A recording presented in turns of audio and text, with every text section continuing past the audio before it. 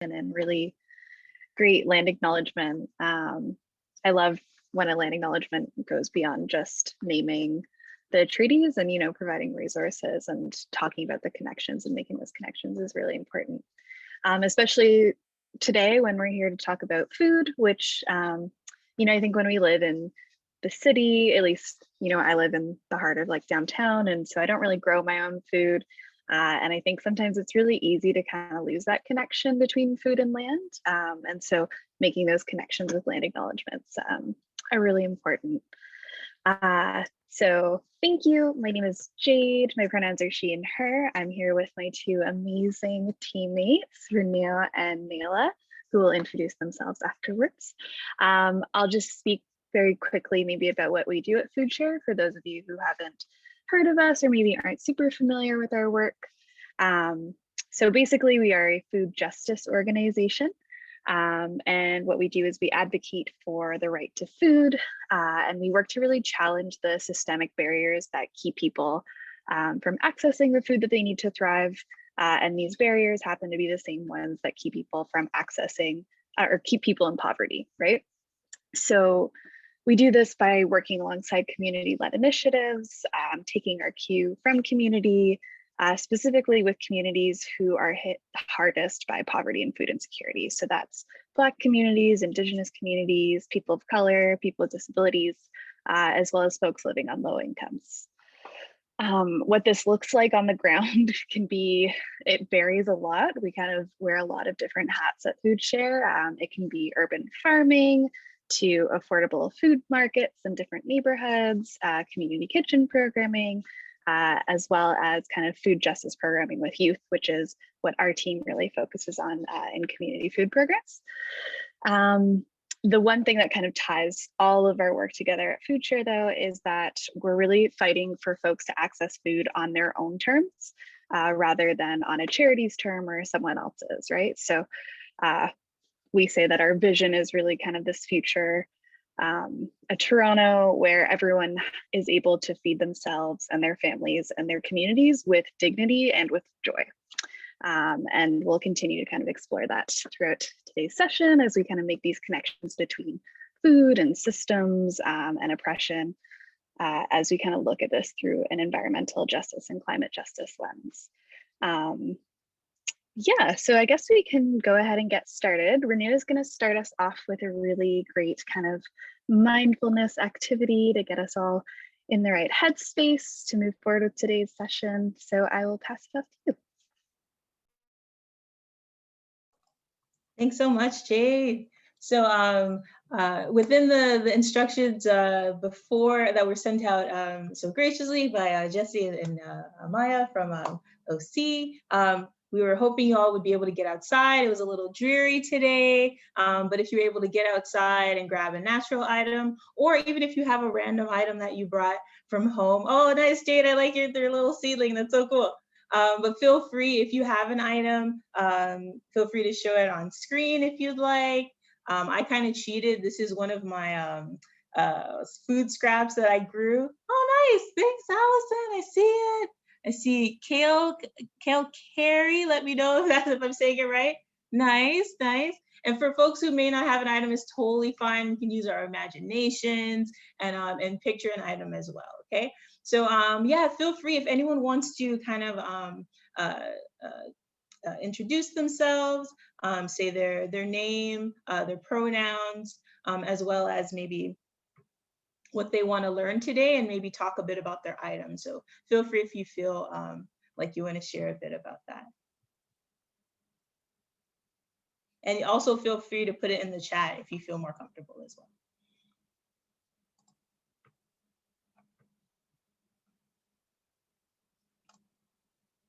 So I'm totally cool to go ahead though. So yeah, Renew. She, her pronouns. I'm an educator at FoodShare.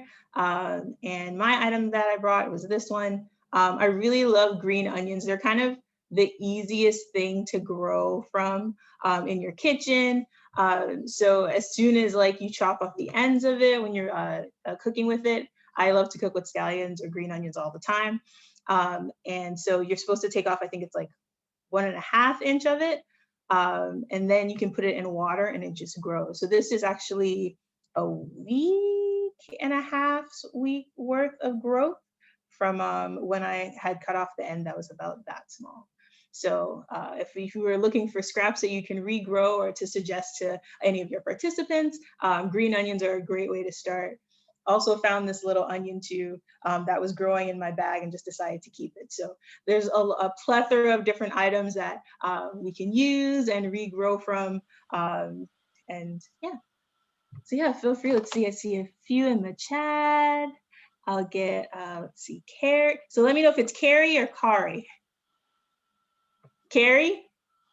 Yes, okay. Hi, Carrie. And her pronouns are she and her. And got a black walnut shell. Yes, from the backyard. I just realized there was a slug inside. Oh, well, you have an extra friend who's gonna help with this activity as well. Black walnuts are so great. They're kind of like a fun, like almost treasure to find when you're walking through a neighborhood and you're like, if there's a shell around, that means there's a tree. And I kind of end up chasing squirrels to try to find out where they are. But yeah, they're such a fun thing to find. Cool. So we can go into the, if anyone wants to come on camera, just feel free to interrupt me if you like. And if not, we can go into the mindfulness activity. I will give you a couple of seconds. I'll just share, I've got this is a leftover from my FoodShare lettuce that I got a couple weeks ago in my good food box. And I also just popped it in a little ramekin with some water, and I've already got some baby leaves. Yes, lettuce is so fun to grow from that. Nice. Ooh, I see one more. I see Heather, pronouns are she, her, and daughter as well. Arya, yes, Game of Thrones. Well, I don't know if you're a Game of Thrones fan, but that's where I immediately thought. So great name, I love it. And we have Arya's sunflowers and cantaloupe seeds. Nice, I like it. Great. So, and one more. Hippo looks, oh, okay. Well, yeah. I have food for the spirit. It's not for the body though. It's a narcissus and it smells divine. And I just ran outside and picked it from my garden. Yes, nice. So good. I bet the fragrance is so amazing as well to just kind of take in around you. So yeah, that's a really great item. Yes. All right. So, okay. And Devin, we get you in there too. Pronouns are he and him. I'm a child and youth care worker from Mississauga. Normally have a microphone on, but my allergies are causing me to sneeze. No worries. Seasonal allergy, totally feel you. And I've got my year-old Tulsi plant. Being half Indian, it helps me feel connected to my ancestors. Sorry for the essay. No worries. Tulsi can be really tough to grow, so I commend you for having a Tulsi plant that is 1 year old. Yes, that is a feat within itself. Every time I buy one, it's just gone. Like 3 months, not even. So big commendations for that one for sure. So feel free to add in and we can read them a little later and for sure. So we'll go into our mindfulness activity. So feel free, find a spot that's comfortable, whether it's sitting in your chair as you are, or if you feel comfortable just to sit on the ground, either one is fine. Make sure you have your item nearby, and if not, feel free to picture a random item as well that maybe has some significance to you as well. So we're gonna take a moment to make sure that our body is comfortable. Shift around if you need to. And you're gonna focus on your breathing. So one of those things is when we do mindfulness exercises, we kind of tell people how to breathe, but we know how to breathe. We're existing here, we're breathing. So feel free to breathe the way that feels the most natural to you. So I'll give us a few seconds for that.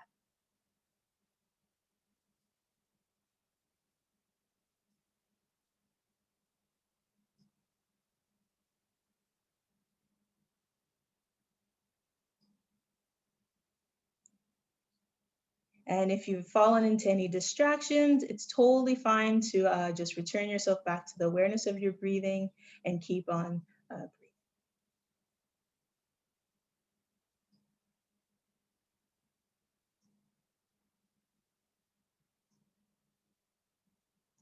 Okay, so we're going to take our item and we're just going to do a kind of little countdown activity with it. So if you're able, look at your item and look at it and see what are the first things that you kind of notice about it. So kind of take in the item as if you're seeing it for the first time. And you're going to note to yourself 5 different things about that item in your head.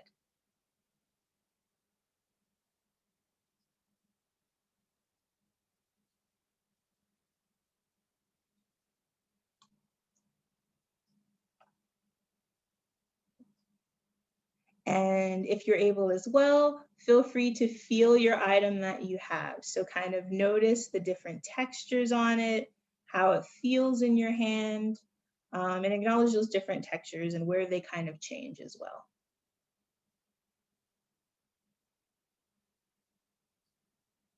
And you're going to list 4 different things that you notice about the item when you're touching it.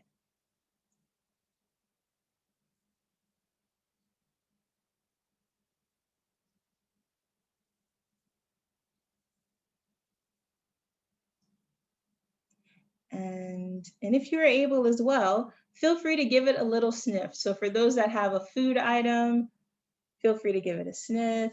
And acknowledge what it smells like. Kind of breathe in the aroma and then note to yourself 3 different scents or characteristics of the scent that you recognize.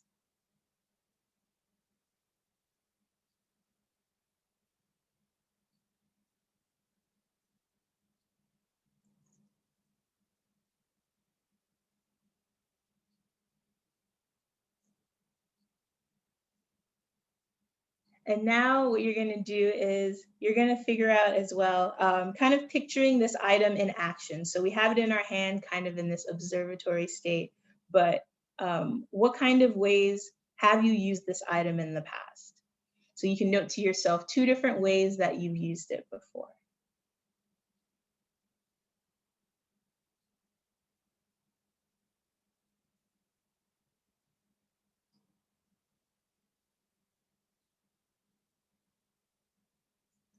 Cool.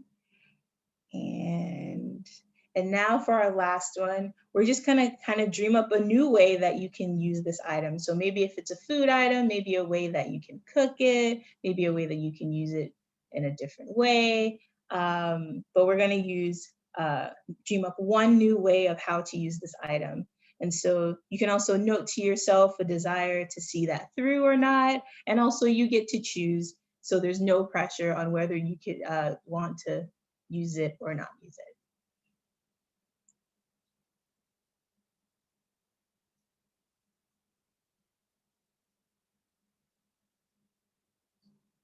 Cool. And feel free if you want to put your item down and if you want to return to your breathing for a little bit to kind of take in all the different observations that you made and kind of recenter ourselves.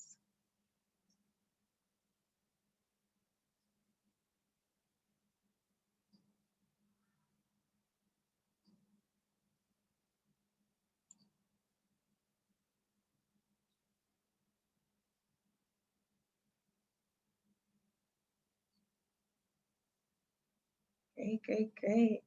So whenever you feel ready, feel free to bring your mind back to your body, and we're going to move forward with this session. Cool. All right.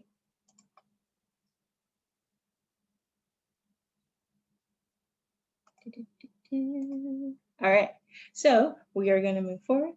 And today we're going to talk a little bit about, single-use plastics. Has everyone heard of single-use plastics before, or that term?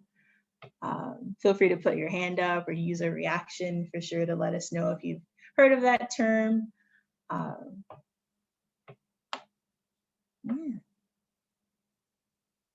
Cool. For sure, for sure. So single-use plastics, feel free to give us some examples as well of single-use plastics that you know of as well. But a really big problem in the environment. So another kind of little mini quiz we want to give y'all too is, what is the percentage of plastics in Canada that gets recycled. So if you know that number, feel free to put that in the chat as well, and we'll kind of come back to it in a little bit. So yeah, so subs, I see a plastic cutlery is there, definitely. Different other things that are designed to be used once. And unfortunately, these things are very cheap to make and are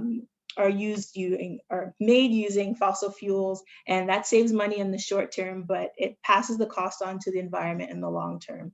There's a really great quote that we have in one of our booklets that we'll be sharing the resource for later by Environmental Defense Canada that says, when making new plastic from fossil resources is cheap, the cost of collecting and recycling plastic is high, and dumping plastic into the environment is free. So one of the things we want to do when we have these pop bottle planters is we want to encourage folks to use them more than once. So even if you're making it now for the first time, even after you use it one time, you can definitely dump off the soil, use it again. And that's what kind of minimizes the effect of these single-use plastics and how they're intended to be used and thrown out. When you use them more than once, it really kind of minimizes that cost to the environment in the long run. Let's see if we have a few numbers or ideas here. I see, yeah, plastic cutlery, plastic bags as well, straws, laundry tubs, shampoo bottles, too many things. Absolutely, Pippa, absolutely. 30% we have as a guess for sure. We got straws, we got styrofoam containers as well, water bottles, fish nets. Ooh, see film about fishing. We'll add name when I remember. I think as someone said, Seaspiracy further up. Everyone needs to watch that film.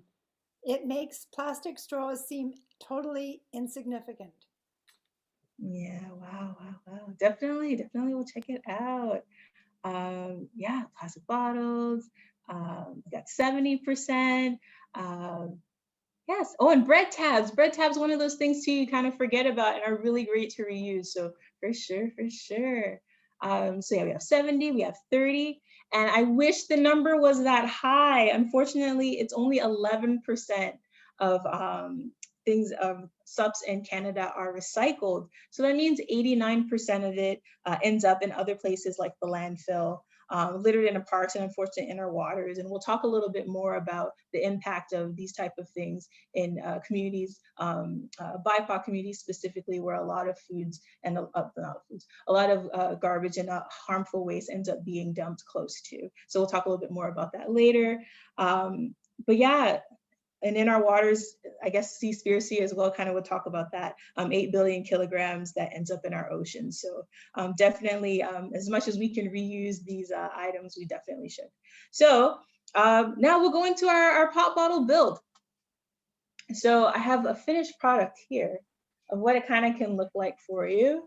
And Jade's gonna kind of show you from the beginning to the end as well how that looks like. So we have our start point here to give you some inspiration, and then yes, and we'll take you through there. So one of the things too that you want to do is when you're pre-prepping it, it's good to kind of cut out or write with a marker some of the areas that you want to cut first, just to help in terms of prepping things. So one of the things you want to do is you're gonna make 3 evenly spaced cuts along the ridge and the bottom of the bottle. So down on the bottom, you're gonna find, on this one, I have this little kind of, not sure if y'all could see that a little bit, right? So this is gonna be where you're gonna water it, right? So kind of at this point, you're gonna wanna start to have that there. So you can do one on one side, or you can do one on either side just to give yourself more options. And so that one we usually do as a 1/2 inch cut into a little kind of square. So if you have an X-Acto knife or scissors, feel free to do that. And be very careful as well. Usually when we do these in classes, it usually ends up being us cutting it for the students or prepping it for them. So yeah. Cool. And with our pre-prep done, all right, all good. Nice. And so Next, what you're gonna wanna do is you're gonna look for that ridge that's kind of underneath the bottle. So mine is a little low on this one, but usually on pop bottles, it's a bit higher up, like here. Ooh, let me put it right up here. So you're gonna look for that ridge, and then you're gonna cut the top off the bottle. So you're gonna cut all the way around that ridge.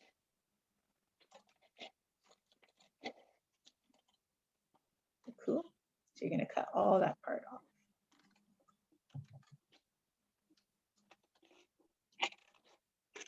And so usually when we're, let's see. Oh yeah, so that was the tip around the being safe with chopping it. Perfect.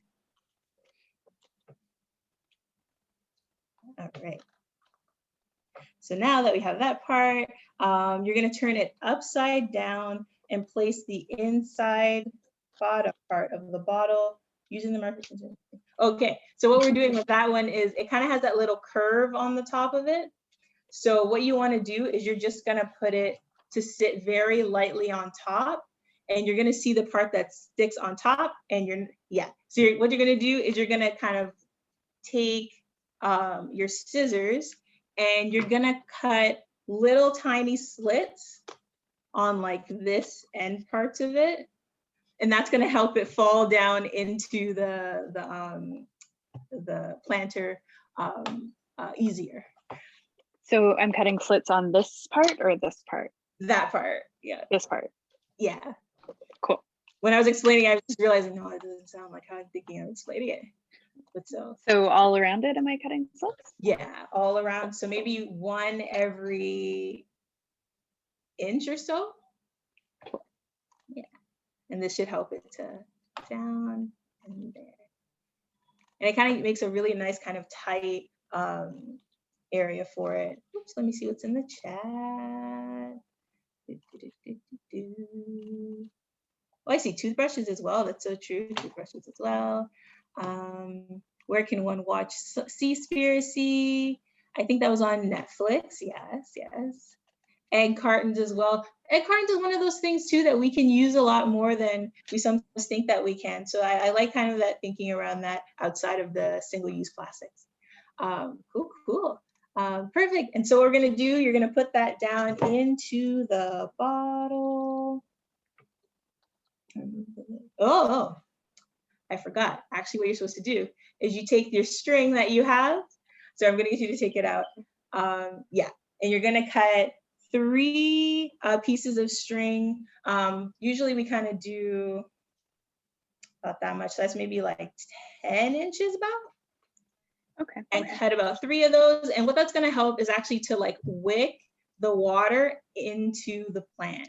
So it's one of those clever kind of ways that we're using to get that water into the plant. If we keep the cap closed on it, then it's not going to get as much water as we really want it to, which is gonna kind of defeat the purpose of having the self-watering aspect of it. Cool. Oh, does it matter what kind of string? Not really. I think as long as it's more of a any type of string that can kind of hold water and kind of bring it up. So I think one time we tried to use, what was the name of that one? It was like more of a the name of it is like escaping me, but it's kind of more of almost like woolly type wire, and like it just wouldn't, woolly type string, and it wouldn't soak up the water at all. So you want something that will definitely soak it up. So I think the ones that we usually use are like a polyester blend that can take up the water, but then also not disintegrate when it's put in water. Ooh, let's see. Oh yes, and we do need the lid, so make sure you keep the lid as well. I used strips from old flannel PJs once instead of string. That is a great upcycling idea as well. I love this. I love this. Great, great tips all around. So yeah, definitely if you have some excess fabric or maybe changing something over from one style to another and you have extra fabric, that's definitely a great thing to use. Yes, so you're gonna take your string and your end that has the cap. So yeah, you took off the cap. You're gonna put the string through the hole, yes, like this. And all 3 pieces that you cut, you're going to put all in there as well. So you want half of it to sit inside there and then the other half to be on the outside. It's tricky. Yeah, okay. Usually in class we have folks work together to do it. So maybe for Heather and Aria, if y'all want to double team it, you guys kind of have the upper hand in this one for sure. So then what you're going to do is you're going to take your cap and then you're going to, oh, no worries. Yeah.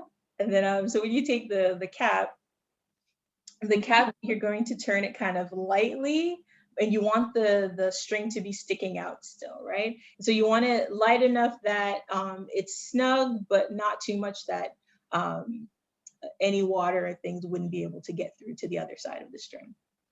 Okay. Yeah.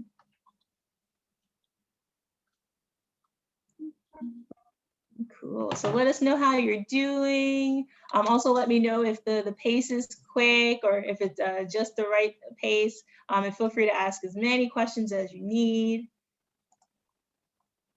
Cool.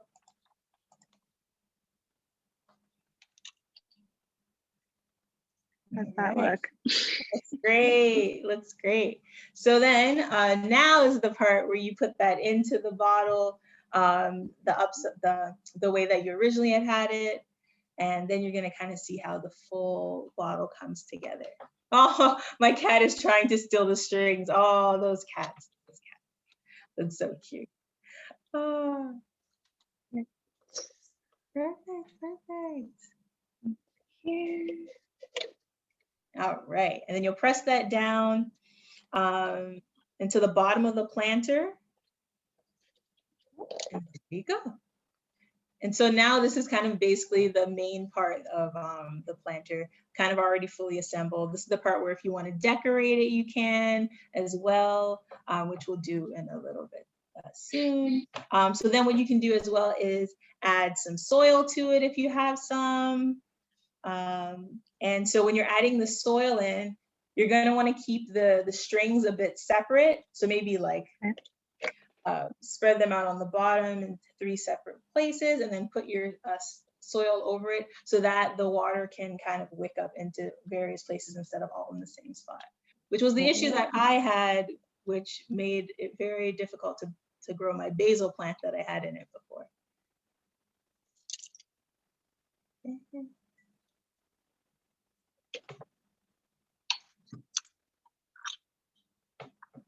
Nice. How much soil should we put into it? Yeah, for the soil, it really depends on like what the plant is that you're growing to. For mine, I put about, this is maybe like a good 2 to 3 scoops of soil with like a shovel like. Yeah, so you definitely want to go above where the top of the one you put upside down is. So you want to go more above that. So maybe about, we'll say about 2 inches above that. And that should be the amount of soil that you need. So it'll give you enough room for your roots to grow in there and won't get too overcrowded. Cool.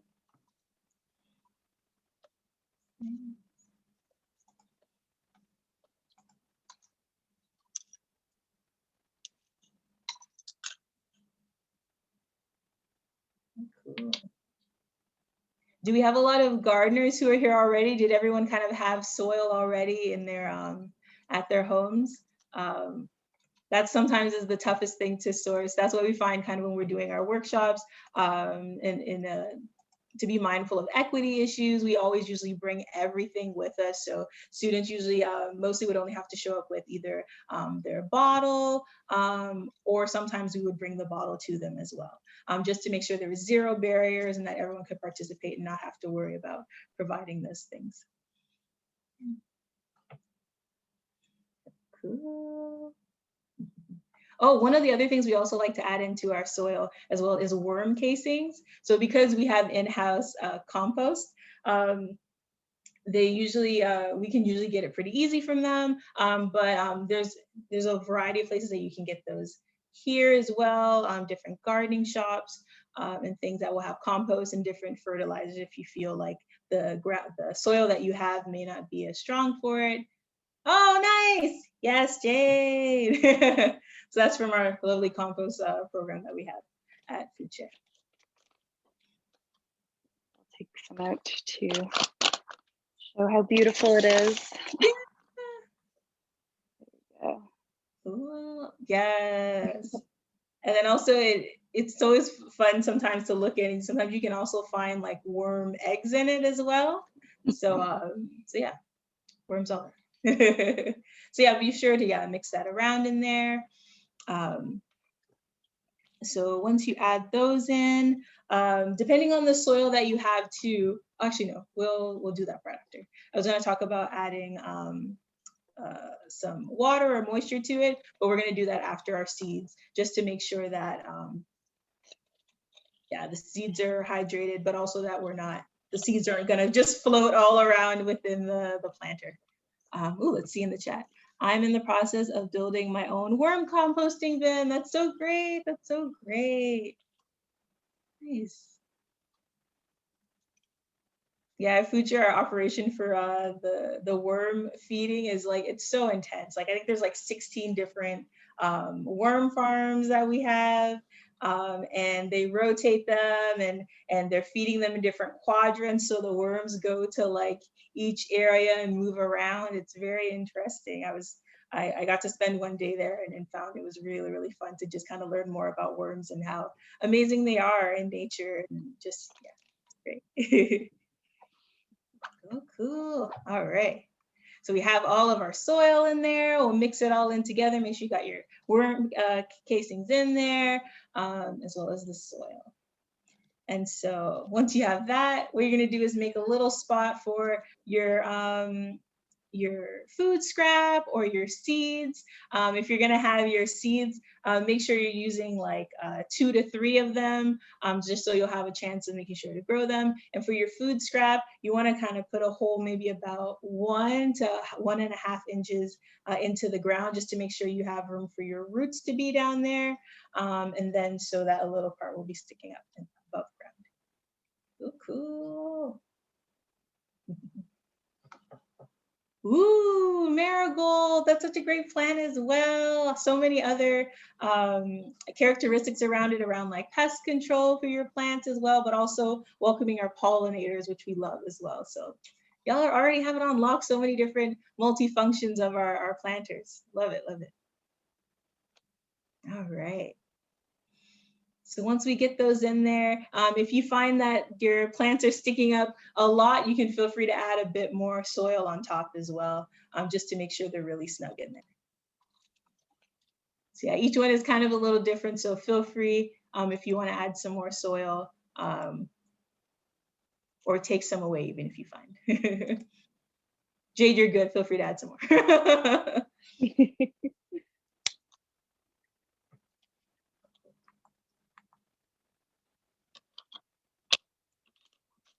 All right. So then once you have those, then you're gonna wanna water on top of the plant. Water through the top of the bottle, just for the first watering. So that's just gonna ensure that your plants are gonna have like moist soil, and that it's gonna kind of start it off well. After that, you're only gonna wanna water through these little hole parts here, to make sure that it kind of stays hydrated that way. And for that one, you maybe want to only water it once a week. The best things with the planters is to really just make sure that you're paying attention to the plant. It's kind of how we have that mindfulness exercise. It's just kind of tuning into the plant and seeing what are the needs that it needs. It'll kind of tell you if it starts to wither, add in a little bit of water. But you want to make sure you're adding it through the bottom. But then if you do find that the topsoil is way too dry, then you are going to maybe do a little bit of misting on the top to make sure that it stays there. Let's see, how long has FoodShare been supporting schools? That's a very good question. I've been at FoodShare for 4 years. I think Brooke, our manager, has been there for 7 years. And I think she started earlier in the process. So my guesstimation, I don't know, and I don't want to give you a wrong answer. So you know what? We might look that up and provide an answer for y'all maybe a little bit later.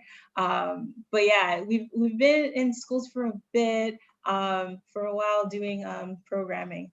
Yeah, yes. And then I'm planting a Vietnamese variety of cilantro. Yes, team cilantro. I love cilantro so much. Feel free, if anyone wants to put in the comment, in the chat, if they're team cilantro or not. I know with a lot of our students, it tends to be like, no, it tastes like soap. We had another, one of our other classes that we have called Fuel for Fun, where we cook with the students. Before pre-pandemic, we had an in-class cooking program where we would cook with the students, and we would do a cilantro challenge just to get the students to try the cilantro. Sometimes herbs can be hard to get students to try, but if you put #challenge in front of it, they will do it. They will try it at least once. So we tried the cilantro challenge, and we let them know up front, it's a 50-50 chance. Half of the folks might not like it, the other half may like it. And so they go in with those odds, are like, I want to see if it tastes like soap. And so we find that either a lot of students who haven't tried it before, they'll be more willing to try it sometimes when you gamify it or make it a fun thing like that. Let's see, team cilantro, sadly not team cilantro, but trying to get into it. Thank you. I appreciate that. Team cilantro, apparently cilantro tasting like soap is a genetic thing. Exactly, right? It really is. So if someone doesn't like cilantro, it's totally not their fault. All right. So now, yes, so that is the end of it. So of our pot bottle planting part. So the tips for the care of the pot bottle planter. Yeah, you want to make sure you put it in a sunny window. If you're south facing, definitely that's one of the best ways to put it. But if not, yeah, definitely keep it in a nice sunny spot. If you are south facing, that means you're going to be getting a lot of sun. So make sure to pay attention to that water, because you may have to water it a bit more. Yeah, great. So yeah, so I'm gonna pass it back over to Jade to go into maybe some breakout rooms. Yes, we might break out into. Thank you. And thank you for leading us through that activity. I couldn't see anyone when we were spotlighted, but was anyone building along with us, or? Yeah, a couple folks. Can I see everyone's bottles? Oh, nice. Amazing. These are some great creations. I love it. Has anyone ever built one of these before today? Yeah, a couple yeses. Couple thinking about it. Well, I hope that everyone is able to incorporate it into your programming, wherever that may be, in a classroom or in a different kind of learning space. And what I wanted to do now is kind of talk about how you might incorporate this into different learning spaces, because it is a really fun hands-on activity. And we all know that students love to do things that are hands-on. It's really easy to learn when we're touching and feeling things, which is really great. And obviously doing this kind of pop bottle planner, talking about SEPs, is a really great way to bring environmental and climate justice into the classroom through this kind of sustainability lens, right? So talking about SEPs and how much the percentage that gets recycled and what ends up in the ocean or in landfills. And we can, give out all these numbers and really talk about the impact that has on the planet. But what sometimes happens, though, when we focus on climate and environmental issues exclusively through like a sustainability lens, we sometimes lose the intersectional complexities that are at play.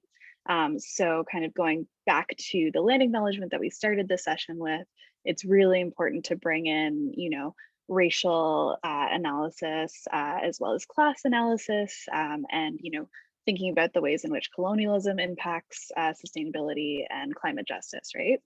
So without this kind of intersectional analysis, when we're working with kids and students and youth, we really kind of risk whitewashing or depoliticizing the issue of climate change, which is like, we don't want to do that.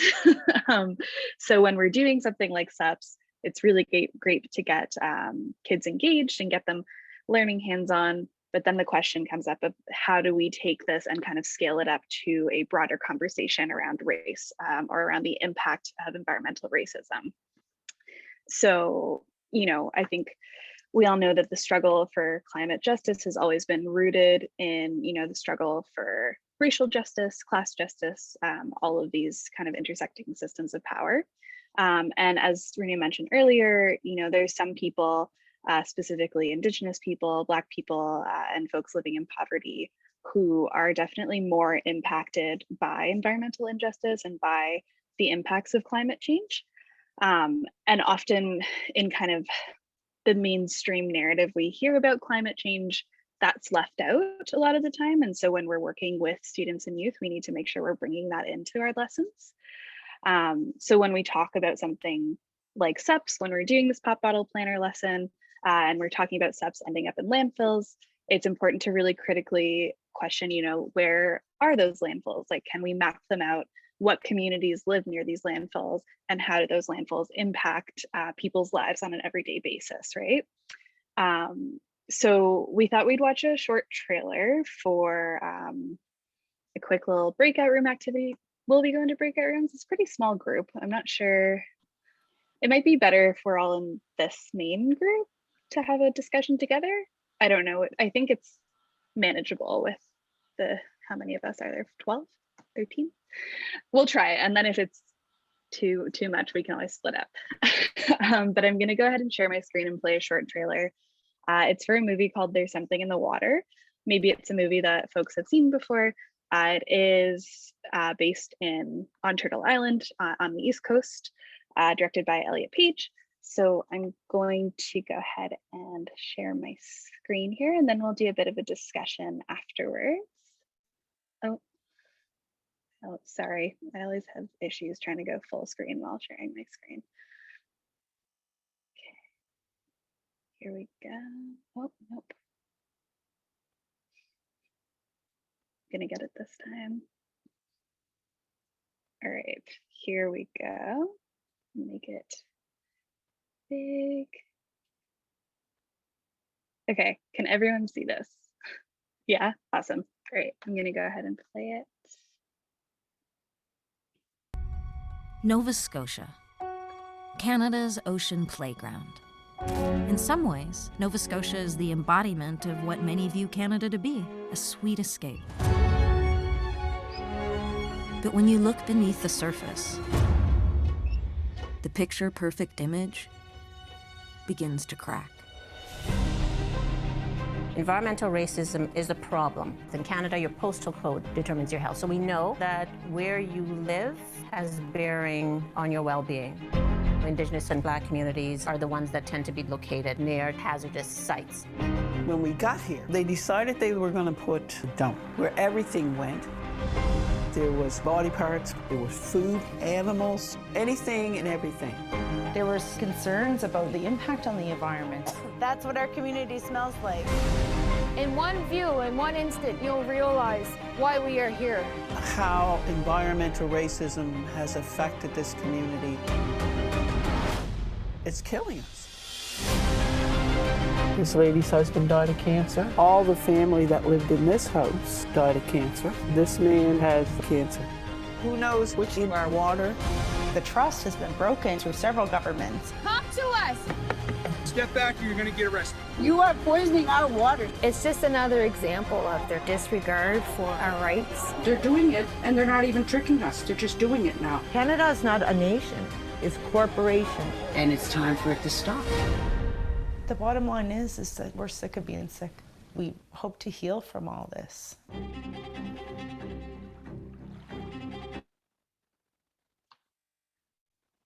Great. Sorry if you can hear that. That's my guinea pigs in the background. Okay, so yeah, has anyone heard of this movie before or seen it? Yeah, I see some hands up. That's great. Yeah, it is on Netflix for anyone who wants to watch the full thing. I would highly recommend checking that out. It's pretty accessible, which is great. So we wanted to just kind of, based on this short trailer and kind of the general points it goes over, as well as this kind of discussion around environmental racism and linking it into kind of hands-on activities. We had some discussion questions we were hoping to kind of go through more as a brainstorm for all of us to work together as educators to think of ways we can bring this into the classroom creatively. So we have our lovely teammate here, Nayla, who I think is going to lead us through these questions. Perhaps?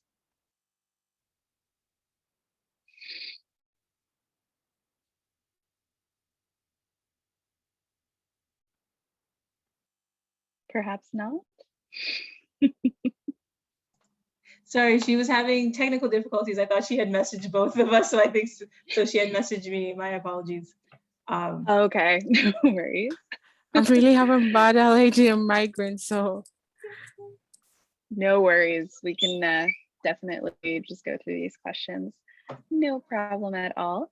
Okay, so maybe to start us off, do folks, this is like a pretty clear example of environmental racism on the East Coast, in the Maritimes. My mom's side of the family is from there, so this hits pretty close to home for me personally. I'm wondering if anyone can think of any other examples of environmental racism across Turtle Island that you've heard of or experienced firsthand, perhaps. Grassy Narrows, yes, that is absolutely. And has everyone heard of Grassy Narrows here? Some yeses, some no's. Does anyone who just typed Grassy Narrows in the chat want to give us a brief overview if you feel comfortable? I can talk a bit about it. I know there's some movement right now that one of my colleagues was telling me about the other day that I'm not familiar with, but the original sort of story behind it, or the happenings behind it, is that the Dryden Pulp and Paper Company was dumping into the river just north of where the people in Grassy Narrows live, and they started to suffer from Minamata disease because it was a very traditional First Nations community living off the land. And so they had actually the doctor from Japan who discovered Minamata disease come in to assess the community and decide what was going on.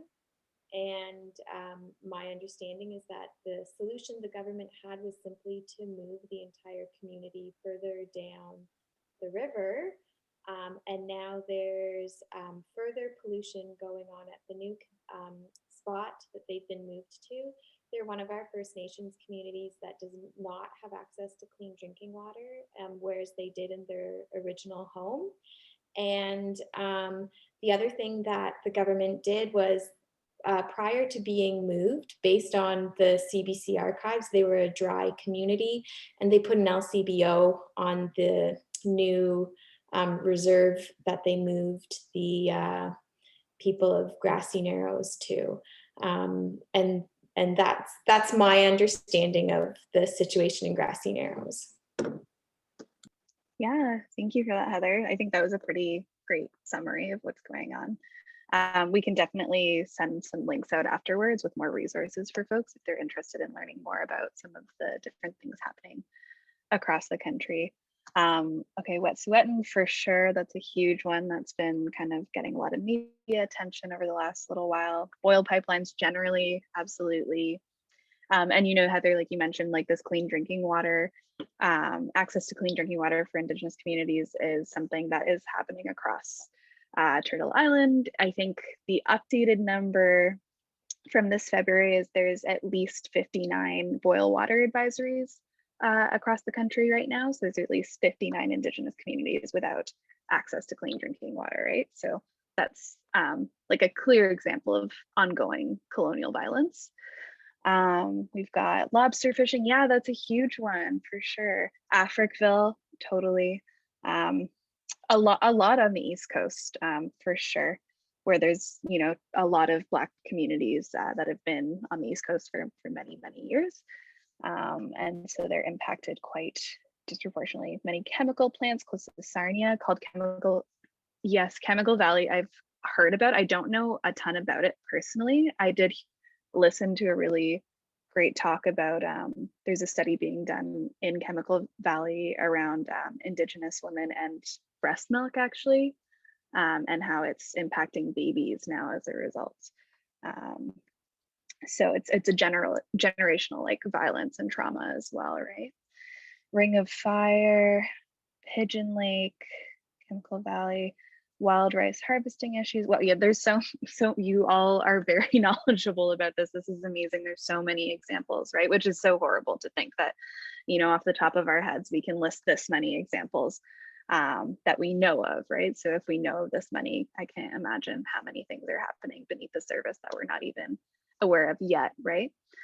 For sure. So the other question to kind of bring this into today's context is, we've got a quote here. And so the quote is, in Canada, your postal code determines your health. So we know that where you live has bearing on your well-being. Indigenous and Black communities are the ones that tend to be located near hazardous sites. So bringing it into today's context, how can we relate this quote also to COVID-19 and the pandemic, right? So there's corresponding hotspots, and there's clearly a disproportionate impact on BIPOC communities as a result of this kind of postal code thing. So can you think of any ways that we can tie in like COVID-19 and the pandemic into this environmental racism kind of idea or lesson plan that we're trying to build here? Got a lot more in the chat here. St. Lawrence Seaway and associated aluminum smelters have had negative environmental impacts. Yeah, for sure. These are, and I haven't heard of all of these, to be honest. So like, I'll need to go do my research after this too. So I appreciate being in this space with everyone, sharing your knowledge, and to be able to learn from all of you. Access to green space during lockdowns. Absolutely, that's a huge issue. You know, I live downtown Toronto. I don't have a backyard, as most people do not, and live, you know, in a hotspot. And so there's absolutely like this disproportionate access to, you know, who's allowed to be in a park or outside and who isn't. And how does that correlate to property ownership and race and class? Discrepancy in accessibility, vaccine rollout, for sure. Vaccine rollout. We've all seen how Ontario has has gone ahead with the vaccine rollout. Paid sick days is a huge one. That is absolutely an issue of racial justice, class justice, and environmental justice, right? Health, it's a public health emergency. Access to hospital infrastructure, for sure. All of these are really great connections that we're making here. Benefits, yeah, you know, like gig work, temporary jobs, contracts, factory and other essential workplaces. Yes, totally. Migrant workers is a huge one. We're seeing a ton of deaths on farms right now where migrant workers are being quarantined. We just had 2 migrant workers pass away over the past week, actually, who were being quarantined here in Ontario. So these are all really, I think, clear examples of the ways that all of these systems are tied together, right? And it's our job as educators then to figure out, how do we bring all of these connections into the classroom with something like a pop bottle planter, and, you know, have our students begin to draw these connections themselves. So our last kind of discussion question that I'm hoping everyone can kind of get into, and I'm going to go ahead and share a link in the chat for you all. Here we go. There's a link to a little Menti screen. And you can all add answers. We can also unmute ourselves if you want to chat about this more. But we're just wondering, how would you build a lesson plan around environmental racism? What ways could we tie this into a lesson, whether that's in a classroom or in a different kind of learning space? You know, I know we've got like community-based educators here as well. And what are some maybe curriculum links you can think of? What are different ways we could bring this into different age groups, different contexts? Even that trailer that we showed, or the book that it's based on, how could you bring that into the classroom? Does anyone have any kind of creative ideas that you think might resonate with children or youth? I'm going to go ahead and mute myself for a couple minutes. If anyone wants to unmute themselves and share or add to the Menti, you can also do that.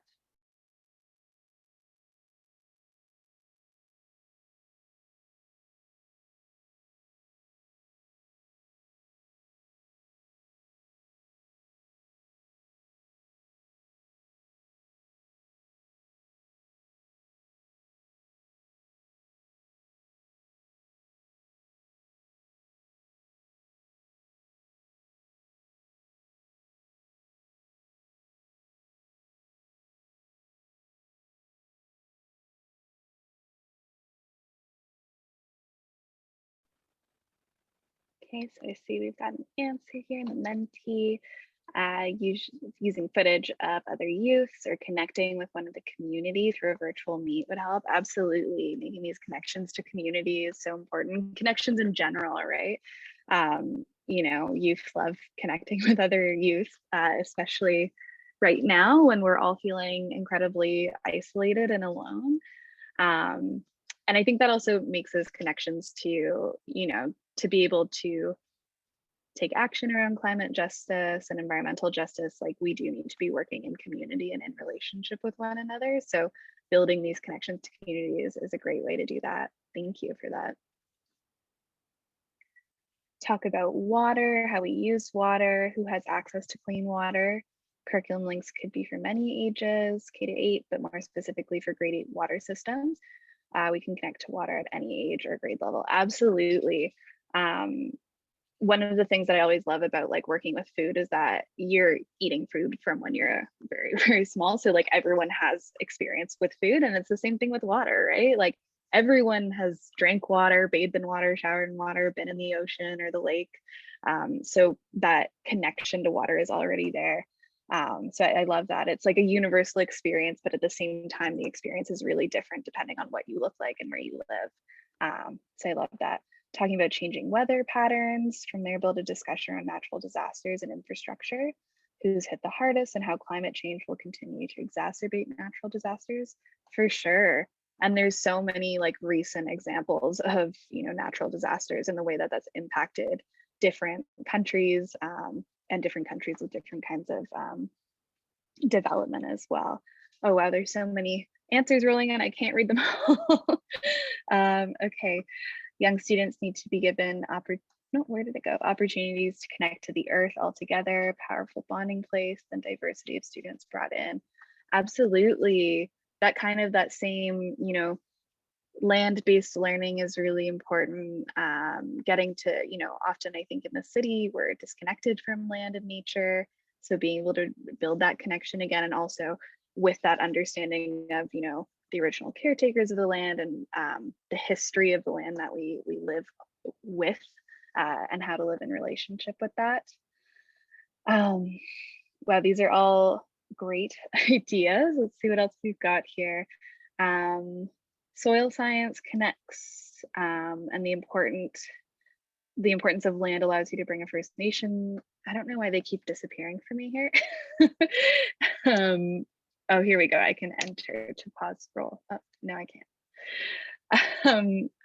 Soil science also connects, and the importance of land allows you to bring a First Nations perspective more readily into your teaching, connecting with your First Nations Inuit and Métis curriculum lead. Absolutely, yes. I think that's really important, you know, here when we're talking about land and we're talking about environmental justice, to follow the lead of knowledge keepers and folks who are leaders in communities, really important. School-based community gardens, absolutely. You learn so much from being in a garden, from, you know, getting your hands on food in the ground, on soil. It's such an incredible experience, and for kids and youth, especially, you know, like someone mentioned earlier, for many youth who live in Toronto who might not have access to a green space usually, right? So giving that access and taking those barriers away is really important. What else have we got here? These are all incredible ideas. I would start with a clean water bottle and a dirty water bottle and ask which ask which each student would drink and why, talk about who has access to clean water, discuss why not everyone does, look at ways we can better bring access to our communities for sure. That would be a great way to kind of have a hands-on experience, right? Like I think bringing these like props into the classroom is always a really great way to get kids kind of connected to what we are talking about. And I can imagine there'd be so many great ways to continue that lesson by, you know, like mapping out who has the access and where it is and where there is lacking access, or doing something then like a civic engagement activity. Like if we're talking about how we can bring better access to communities, maybe we do like letter writing to politicians or kind of a social media thing, right? These are all great. I don't know why I can't keep scrolling now. Oh, here we go, I think. Okay, yeah. Look at ways we can share food and water and not waste, for sure. Yeah, that's a huge one. You know, I think you can also make a lot of connections to food waste, and you know, the idea of like a food print is really often impactful with folks when you talk about that, for sure. And the action of like sharing food, sharing a meal is always a really great way to connect, you know, to build relationships among students, among educators and students as well. And kind of even going back to that idea of, you know, the dish with one spoon, wampum belt, like this idea of sharing and communal experiences is really important. Building and growing gardens together. A lot of really great resources here as well. And we'll definitely compile these into some sort of Google Doc and share this with everyone afterwards, because these are all really fantastic ideas. What else are we seeing here? Connect to food as a social determinant of health and its relationship to other determinants, housing security, quality of education. Yes, absolutely. That's a really good one. I think often, you know, food insecurity is a problem that's depoliticized when we talk about it. We just talk about it as an access problem when it's very much a problem that's rooted in these much larger systems that you've mentioned. So kind of, we do a fun activity with different cards, you know, around like race and then class, and then people will kind of like link up and discuss how race and class intersect to impact food insecurity. And then they'll move around the room again and someone will link up with gender and class, and then they talk about that. So this idea of like having, again, gamifying these difficult conversations to make it a bit more accessible for folks. What else are we seeing here? Discuss with youth that learning about nutrition and food literacy often leads out conversations about differentiated access to healthy, culturally appropriate food, not just about telling folks to eat healthy. Absolutely. Yes, like this, you know, food insecurity, like I said, it's not just about access. There's a lot of different kind of realms of food security, right? Or food justice rather. And one of those would be, is the food culturally relevant, right? I think we often talk about food as just this like fuel for our body, but it's so much more than that. It's also something that can make us feel things and can connect us to our identities. And when we cut those connections, it's really horrible and does have violent impacts on communities. So for sure, incorporating that kind of stuff is really important. And not to plug a bunch of FoodShare stuff here, but we've got a ton of lesson plans on our website that do make these connections between food and race and culture and systemic racism and colonialism. So we will also link those in along with everyone's really great ideas here afterwards. I think there's a couple I've missed here.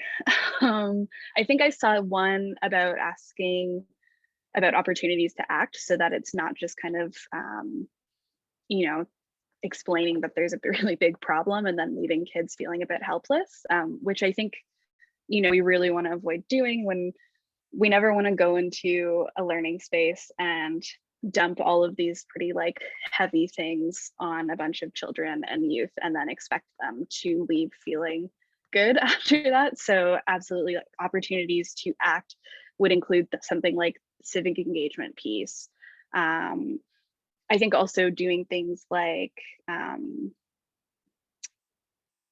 what am I thinking here? And Renew, feel free to jump in if I am taking, if you have any ideas as well. Civic engagement is a huge one. We like to do a lot of kind of like personal sharing as well with youth. So sharing their own food traditions or their food experiences and teaching one another dishes or different things that they like to cook. You know, this, I think there's a lot to be said for having the opportunity to take on that kind of leadership role in a learning space for kids can help them feel a bit less powerless. As well as, you know, giving them information about local community initiatives that are happening and ways they could get involved in those kinds of things. And we do a really fun Food Justice League activity where we get them to do little research projects on local initiatives and groups that are happening in their neighborhood. And they get to, you know, do a kind of show and tell presentation being like, this is Sundance Harvest that happens near my community. And it's a really cool, like Black youth femme-led urban farm that's working towards some really great stuff, right? So also highlighting the really good things that are happening as well can be super helpful when we're talking about these things with youth. Sorry, I'm just gonna plug my computer in here.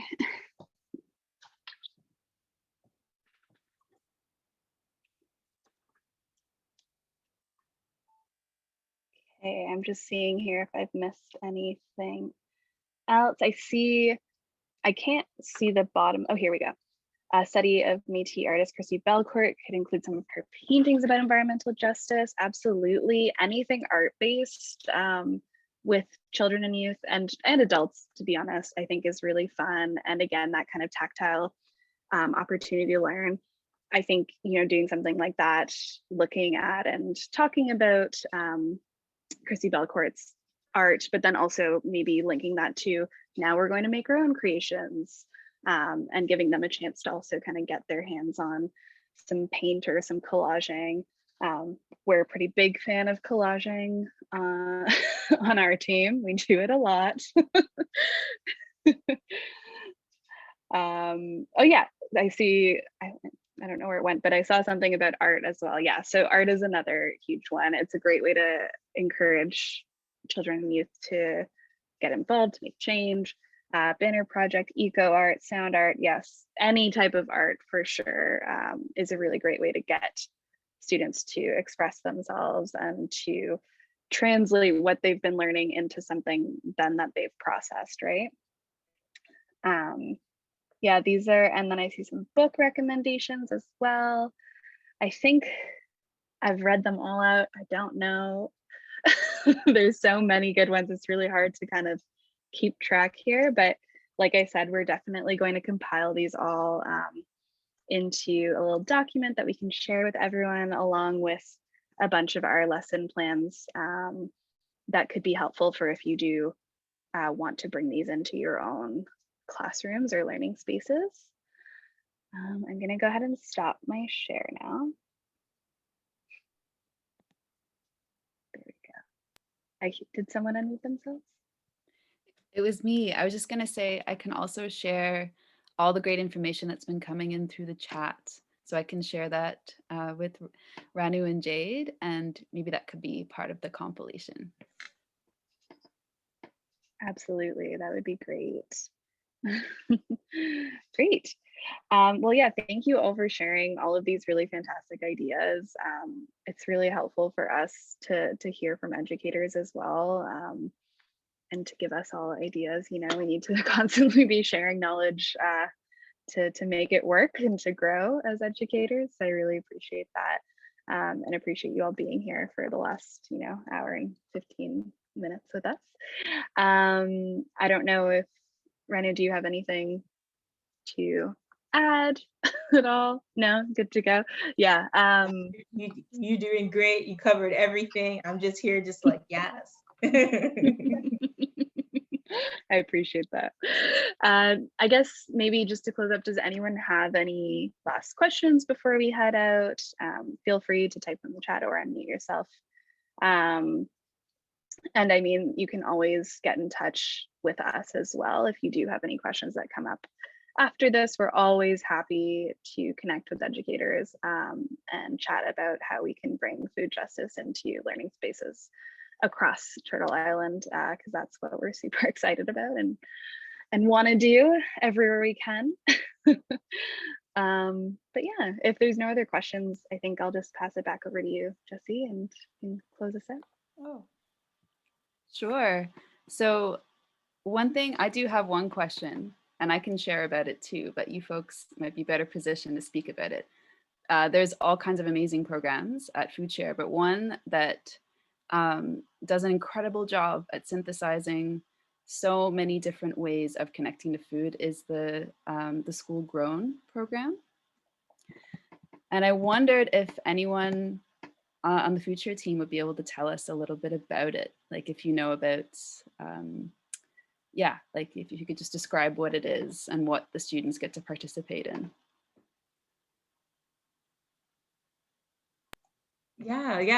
School Grown is it's lovely. It's kind of a really great program that kind of has my heart a little bit. When I first started working at FoodShare and with the community food programs, it was one of the programs that I worked with to support with our chefs in the classroom program, where we had the students who are part of School Grown. They learn how to grow their own food. They learn directly just how to plant, grow, harvest. At the time when I first started, they were selling it at I think it was a farmer's market in the East End. Now they're mainly situated at a Burnham Thorpe CI, which is down close more in Rexdale, and they've just created such beautiful connections with their community there, doing a food market where folks in the buildings that are nearby have been like relying on it. Also a compost share program where folks can trade in compost for credits towards that market to buy food with their food waste.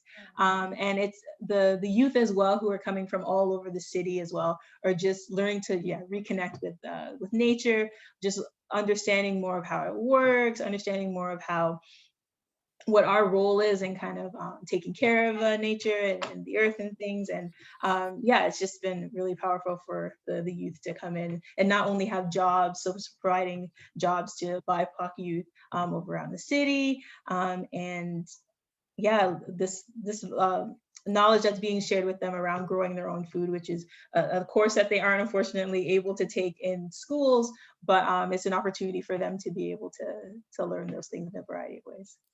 Yeah, it's a beautiful program. Our colleague Adam runs that as well with ECHO. So they're a great team there.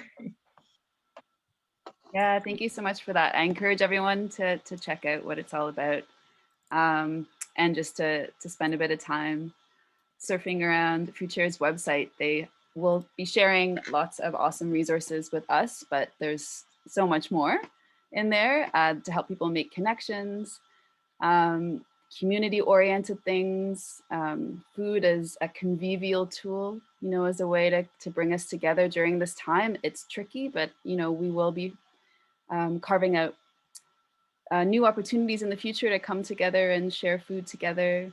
So I'm just so grateful to have you come and speak to all of these really important issues, and also to give us like a concrete way to animate that. But it's a thing that is often missing in food education, right? Like we go outside and we look at the garden, we plant a few things. There's so many beautiful connections there, but how can we make those broader connections to environmental and social justice and get kids thinking about that as we're also physically engaged in the land.